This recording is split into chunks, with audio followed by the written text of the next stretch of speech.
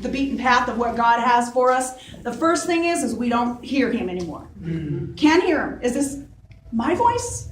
Is this God's voice? Is this the devil's voice? We can't even decipher which is which. Come on. And the Bible says that faith cometh by Hearing. hearing, and hearing the word of the Lord. And so when we can't hear God anymore, then we don't know the direction which we're supposed to go. And so we keep getting further and further away from the path of God instead of on the right path of God. And so we have to prophesy, hear. And then when I teach the Prophetic Incubator, that is probably my first class that I teach, is that we hear him again. Amen. We prophesy hearing the word of the Lord. In the book of Amos, the Bible talks about that there was going to be a famine in the land.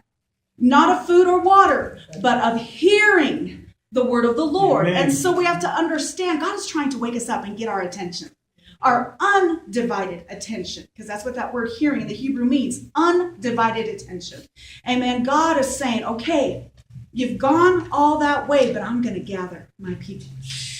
I'm gathering my people. I'm summoning them. Yes. I'm releasing a clarion prophetic call into the realms. That's what we're going to see.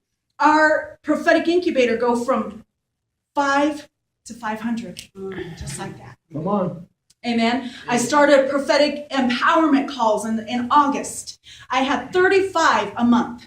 That was a lot for me. I was like, what am I going to do with these 35 people? I don't know what I'm doing, Lord. I had 35 people register a month in August. Now I have close to 35 a week. God is summoning his people. He's making a clarion call. People are wanting to hear his voice again and what he is saying, what he's releasing, and what is going on in the land and in their lives. I need to be empowered. I need to hear the voice of the Lord. Amen. So what is the next thing Ezekiel does? He begins to prophesy, and the bones, it says that there was a shaking, and the bones began to come together. And where there was no arm here, all of a sudden there's an arm. Amen. Where there was no arm here, all of a sudden there's an arm. Where there's no ears, there's ears. Where there's no legs, there's legs. All of a sudden there's divine connection. And Amen. God moves by his spirit and says, okay, hold on a minute. That's the arm. Let me just put it right in the socket.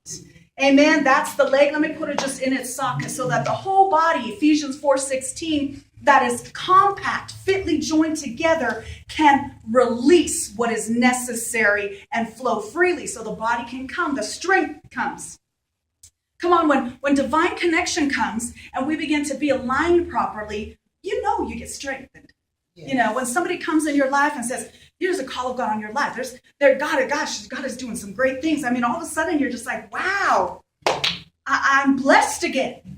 I'm okay again. I'm on track again. There's strength that comes, a strength that rises up, and no longer are you beaten down with shame and guilt and all this stuff. Now you're just being bubbled up with the hope again.